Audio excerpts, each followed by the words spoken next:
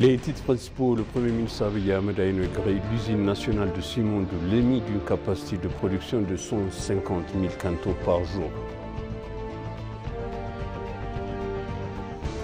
Le ministre des Affaires étrangères a donc exhorté les Nations Unies à donner la priorité à la représentation de l'Afrique.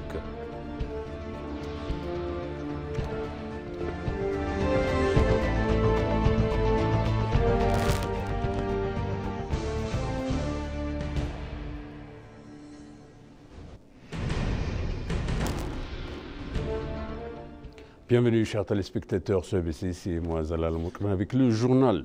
Le Premier ministre Abiy Ahmed a inauguré l'usine nationale de ciment de Lémi d'une capacité de production de 150 000 quintaux par jour.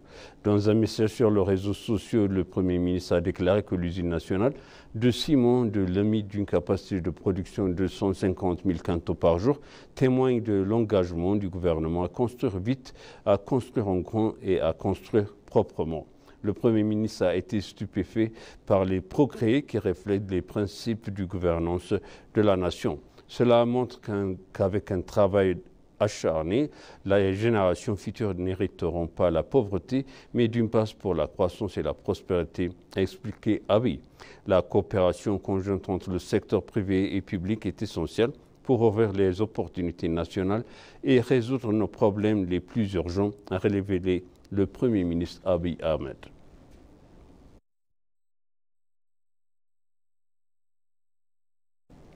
Le vice-premier ministre Thomas Gantouruna a visité les travaux de réforme du ministère de l'Urbanisme et des Infrastructures. Le ministre en chef de la région d'Amara, Arega Kabede, le ministre de la Planification, du Développement, Fessouma Safa, et la ministre du Revenu, Aïna Alem Ngoussé, ont participé à la visite. Concernant la visite, la ministre de l'Urbanisme et de l'Infrastructure, Mme Tchal Toussani, a exprimé que sa page de médias sociaux, bienvenue au ministre de l'Urbanisme et de l'Infrastructure. Merci beaucoup d'avoir visité nos travaux de renforcement des institutions et de réforme pendant vos jours de congé, a déclaré.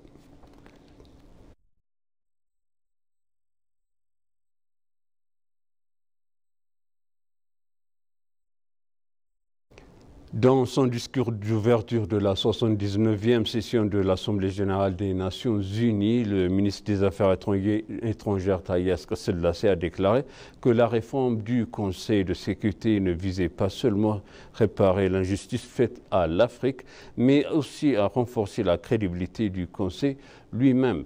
Le ministre des Affaires étrangères a exhorté les Nations unies à donner la priorité à la représentation de l'Afrique.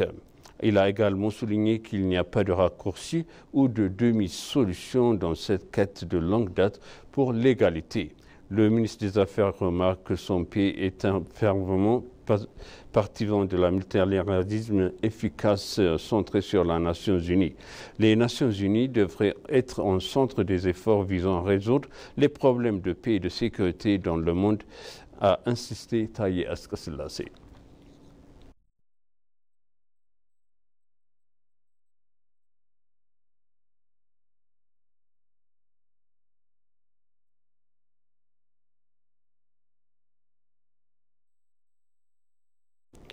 Le ministre des Affaires étrangères, l'ambassadeur Taye Asselassie, a rencontré le ministre des Affaires étrangères de Danemark, Lord Ilke Ramsem, en marge de la 79e Assemblée générale des Nations unies à New York.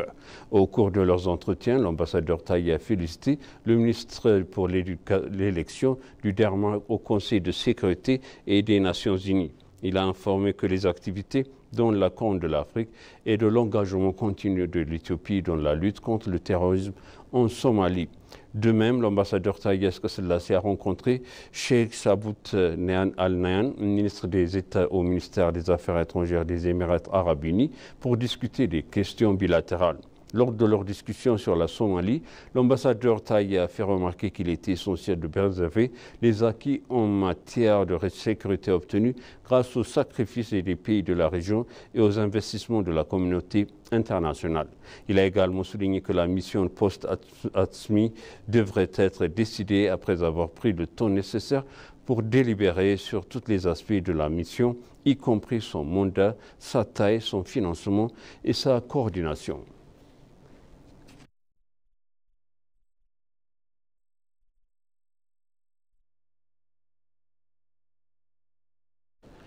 La ministre de la Santé, Dr Makdes Daba, a annoncé lors de la 79e session de l'Assemblée générale des Nations unies que l'Éthiopie accorderait la priorité aux efforts visant à atténuer la menace causée par la résistance et antimicrobiens.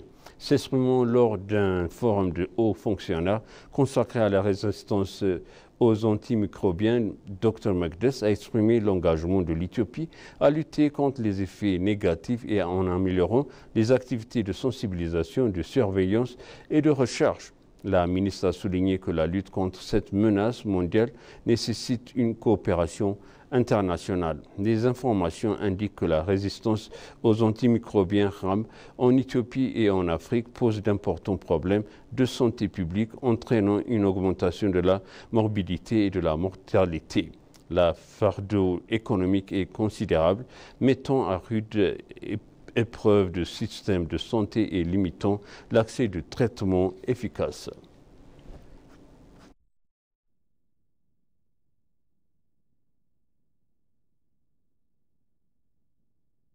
Au cours de 6 dernières années, le gouvernement éthiopien a développé plusieurs destinations touristiques en normes internationales et dirigées par le Premier ministre Abiy Ahmed, a déclaré le ministre du Tourisme.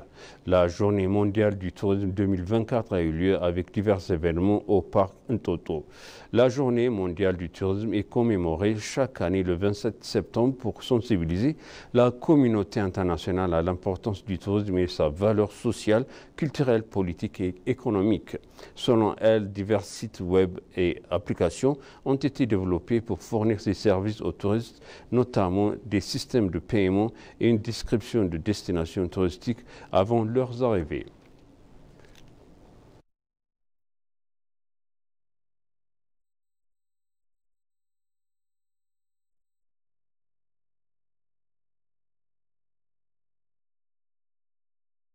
L'État d'Oromia accueille les membres de la diaspora rentrés chez eux pour participer au festival Irrecha. Le festival Irrecha de cette année sur le thème Irrecha pour notre nouveau culturel sera célébré le samedi 5 octobre prochain à Addis Abeba au Rarafinfine et le lendemain dimanche 6 octobre à l'évêque Hora RCD.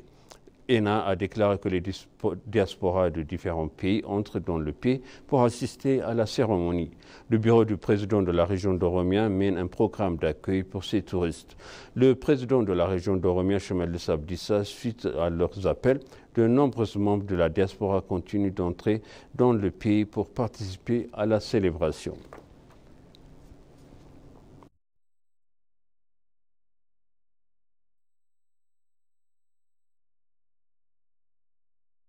Et pour conclure, le journal, dans le cadre de réforme de l'Ethiopian Broadcasting Corporation, appelé EBC To Content, le nouveau Juma Studio de EBC, un source supplémentaire du contenu a été inauguré hier en présence des hauts responsables fédéraux et régionaux ainsi que des membres du conseil d'administration et de la direction de EBC. Le nouveau studio a été officiellement inauguré par Gannet Adessa, PDG de EBC, et Tidjani Nasser, directeur en chef de Jima Zone. Jima Studio, lancé hier, est la 5e source de contenu après Bardar, Asousa, Harar, Hawassa, précédemment lancé par EBC. Lors de la cérémonie d'inauguration, le ministre de la Coordination des institutions démocratiques du cabinet du Premier ministre, Bekela Hourissa, le président de la Commission permanente des institutions démocratiques de la Chambre des représentants, Laïdia Alan, et le directeur général de l'Autorité fédérale des médias, Ato Mohamed Adris, le ministre d'État chargé de communication du gouvernement fédéral, Kabete Sissa, la maire de l'administration de la ville de Jimma, Taka Kourma et d'autres invités étaient présents.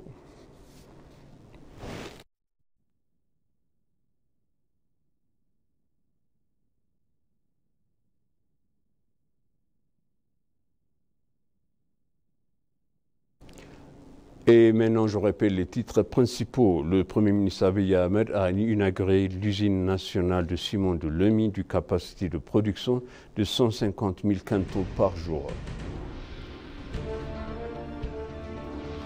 Le ministre des Affaires étrangères a donc exhorté les Nations Unies à donner la priorité à la représentation de l'Afrique.